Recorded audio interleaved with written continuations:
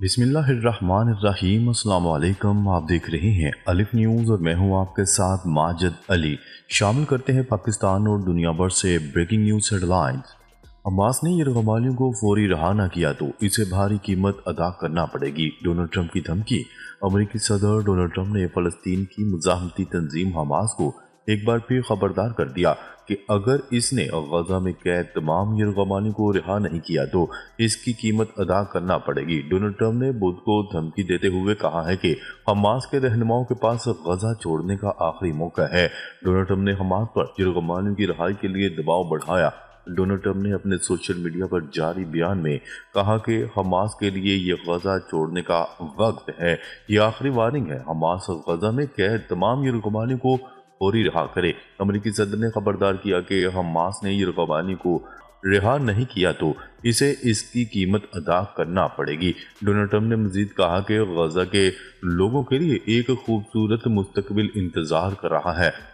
واضح ہے کہ غزہ جنگ بندی کے پہلے مرحلے کا اختتام ہفتے کو ہوا تھا، جس کے بعد اسرائیل نے جنگ بندی میں عارضی توسیع کا یک طرفہ اعلان اس شرط پر کیا تھا کہ حماس جنگ بندی کا دوسرا مرحلہ شروع کیے بغیر مزید یرغمالی رہا کرے۔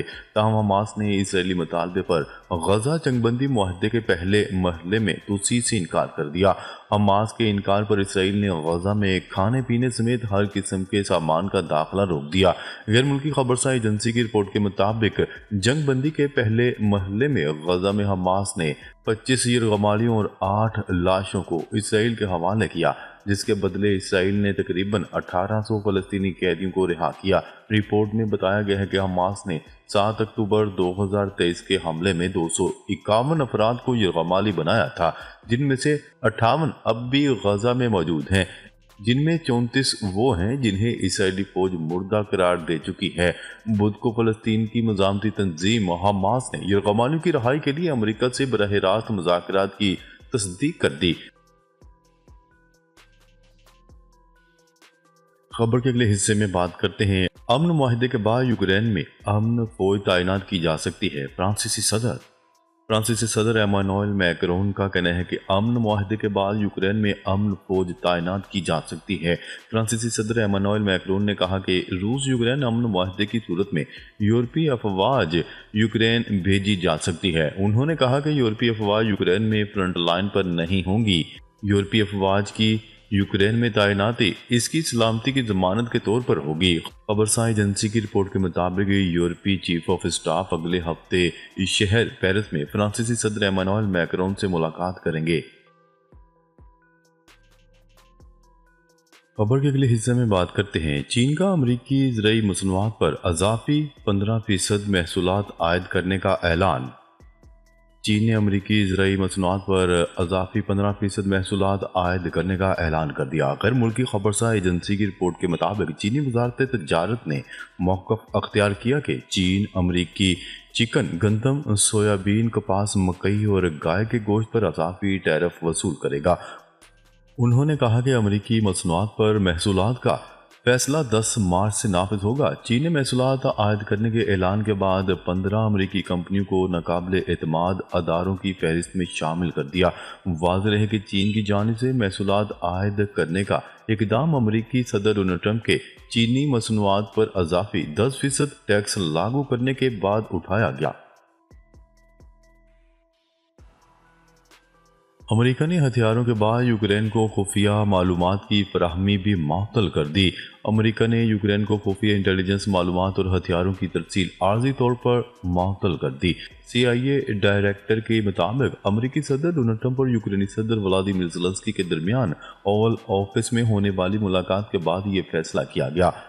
CIA ڈائریکٹر نے فاکس بزنس کو انٹرویو دیتے ہوئے کہا کہ صدر ڈونلڈ ٹرمپ کو شبہ تھا کہ زیلنسکی واقعی امن عمل کے لیے سنجیدہ ہیں یا نہیں، اس وجہ سے انٹیلیجنس رپورٹ روکنے کا فیصلہ کیا گیا۔ امریکی حکام کے مطابق اس فیصلے کے نتیجے میں یوکرین کے لیے جاسوسی پروازوں اور نگرانی کی سرگرمیوں میں بھی کمی کر دی گئی ہے، جس سے یوکرین کی دفاعی اور جارحانہ کارروائیوں پر منفی اثرات مرتب ہو سکتے ہیں۔ یوکرین کی فوج امریکی انٹیلیجنس پر کافی حد تک انحصار کرتی ہے، خاص طور پر میدان جنگ میں صورتحال کا تجزیہ کرنے اور دشمن کے حملوں کی پیشگوئی کے لیے۔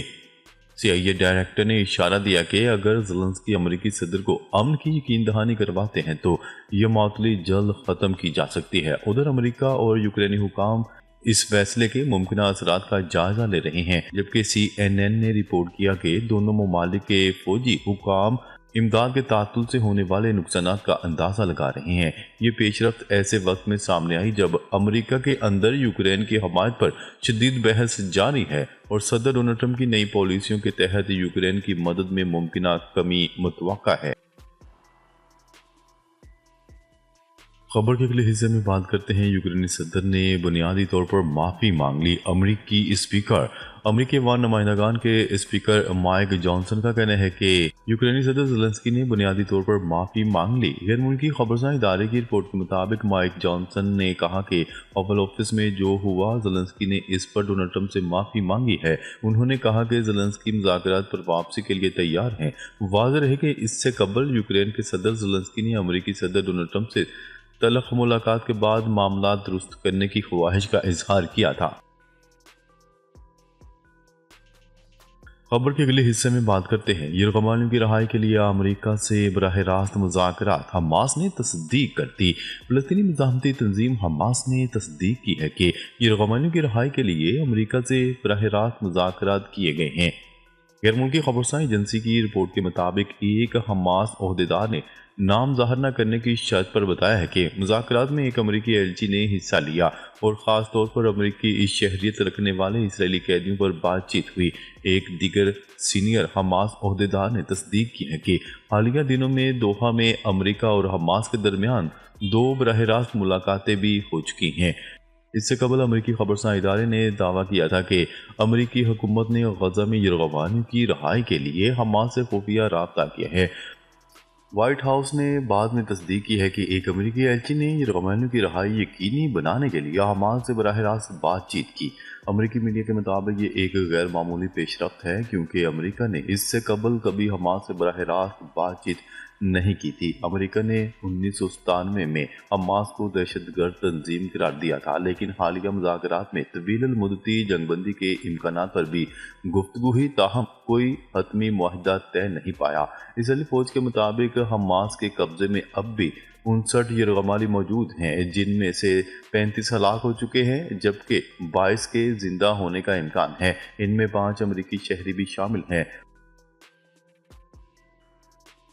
खबर के अगले हिस्से में बात करते हैं। अमेरिकी सेक्रेटरी दिफा का भी अफगान दहशतगर्द पकड़ने पर पाकिस्तान का शुक्रिया। अमेरिकी सदर डोनाल्ड ट्रंप के बाद अमेरिकी सेक्रेटरी दिफा ने भी अफगान दहशतगर्द के पकड़ने पर पाकिस्तान का शुक्रिया अदा किया। सेक्रेटरी दिफा अमेरिका ने अपने बयान में कहा कि काबुल एयरपोर्ट हमले के मास्टरमाइंड को पकड़ने पर अमेरिका और पाकिस्तान ने मिलकर काम किया। उन्होंने बताया कि अमेरिकी इंटेलिजेंस एजेंसी ने मालूमात फराहम की और पाकिस्तान ने दहशतगर्द को पकड़ा। दहशतगर्द सरगना को पकड़ने पर पाकिस्तान के शुक्रगुजार हैं। क्या रहे कि अमेरिकी सदर डोनाल्ड ट्रंप ने सदारत का मनसब संभालने के बाद कांग्रेस से पहले तवील तरीन खिताब में डोनाल्ड ट्रंप ने कहा कि 2021 में काबुल धमाके के दहशतगर्द की गिरफ्तारी में ताउन पर पाकिस्तान का खसूसी तौर पर शुक्रिया अदा करता हूँ। खबर के अगले हिस्से में बात करते हैं। अमेरिका से भारतीय शहरियों की मुल्क बदरी, मोदी हुकूमत खामोश। अमेरिका की सख्त इमिग्रेशन पॉलिसी के तहत 332 भारतीय शहरियों को मुल्क बदर कर दिया गया, जबकि भारतीय हुकूमत की जानिब से कोई रद्द-ए-अमल सामने नहीं आया। अमेरिकी सदर डोनाल्ड ट्रंप की पॉलिसियों के नतीजे में फरवरी में 3 फौजी परवाजों के जरिए भारत के गैर कानूनी तारकीन वतन को वापस भेजा गया, जबकि मजीद अफराद को वस्ती अमेरिकी ममालिक भिजवाने का फैसला किया गया। मुल्क बदर किए गए अफराद को कोस्टारिका के आर्जी हरासती मरकज में रखा गया है, जहाँ इन्हें शदीद मुश्किलात, बदसलूकी और जहनी दबाव का सामना है। एक भारतीय शहरी नवदीप सिंह ने बताया कि हमें खुद अपने वतन वापसी के अखराजात बर्दाश्त करने के अहकाम जारी किए गए हैं और हमें यहाँ खुली झोंपड़ियों में रहने पर मजबूर किया जा रहा है। मुल्क बदरी के बाद भारतीय हुकूमत की खामोशी पर सख्त तनकीद की जा रही है, जबकि मुतासरा अफराद के अहले खाना ने भारतीय हुकूमत से मदद की अपील की है। नाजरीन, अब तक के लिए इतना ही। मज़ीद खबरें लेकर बहुत जल्द आपकी खिदमत में हाजिर होंगे। तब तक के लिए अपना ख्याल रखिएगा। अल्लाह निगहबान।